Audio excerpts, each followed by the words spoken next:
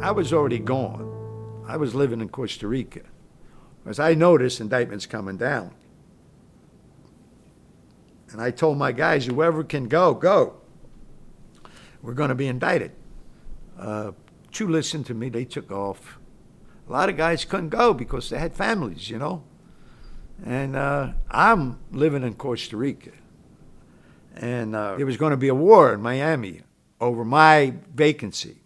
Everybody wanted my pot business. So there was a Cuban gang and a Colombian gang. They were going to go to war. I was friendly with both sides. They kept saying, you got to come back. You're the only one that can straighten this out. You have to come back. And they were bugging me. So they finally broke me down. I said, send a plane for me.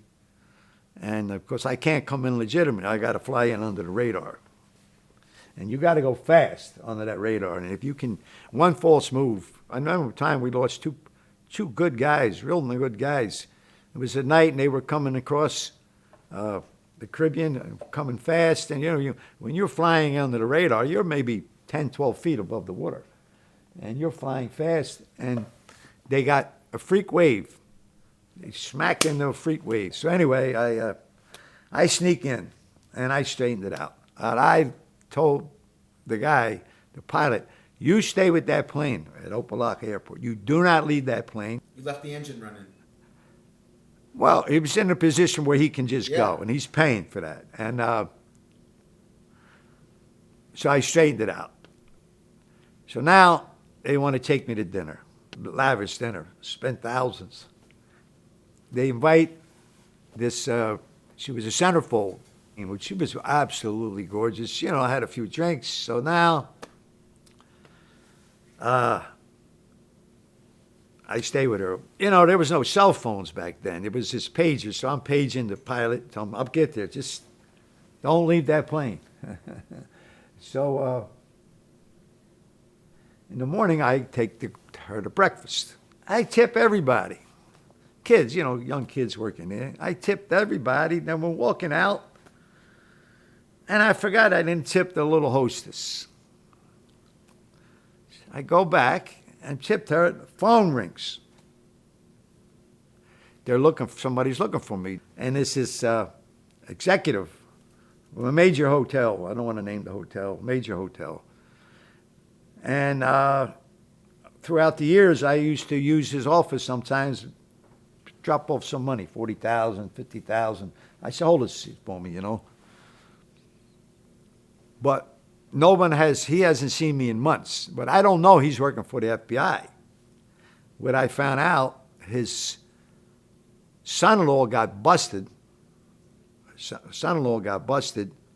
And he was going to get in trouble with the son-in-law. I don't know how my name came up. As soon as the FBI heard my name, they said, whoa.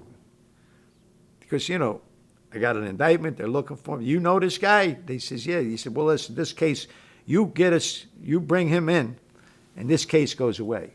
I pick up the phone. He said, where you been? I said, I've been in New York. What's up? He says, well, I'm holding this money for you. I got this money.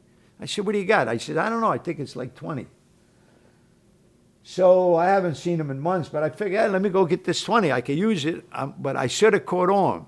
When he told me to meet him across the street at the Hilton, something should have clicked, because I dealt with this guy for a while. Never. Always in his office. Sure enough, I go to the pool bar, and he's got his jacket off, hanging on the chair, and I never forget, his arms, under his armpits, were soaked down to his belt. Right away, I knew. I said, this guy set me up. You know, nervous wreck. I told him, you dirty rat, son of a... Before I even finished my sentence, it was a short sentence, I seen, you know, those red dots, guns? I don't know how many were on me. The whole pool area was set up to get me. They had women in the pool with bikinis with guns in plastic bags. The barmaid, she's an agent. There must have been 20 agents there, all with guns, all pointing. But if I'd have known the tortures that were waiting for me in prison, this languishing all those years, I would have went. I would have stuck my hand in my jacket. I didn't have a gun. Let them kill me. They put the cuffs on me September 19th, 1983. When you're arrested, state or fed, you have to be arraigned in 72 hours. That is standard law. You are arraigned in 72 hours. So I know, I think it was a Friday. I think it's September 19th was a Friday. So I know I'm going to be in court Monday or Tuesday morning. Bail hearings, you can bring in anything. So we have the indictment. The judge has the indictment, okay? But now they're throwing a lot of stuff. They're telling, I never forget the judge, after the prosecutor was going for 15 minutes about all the stuff that I did. And my bail was set at $5 million cash.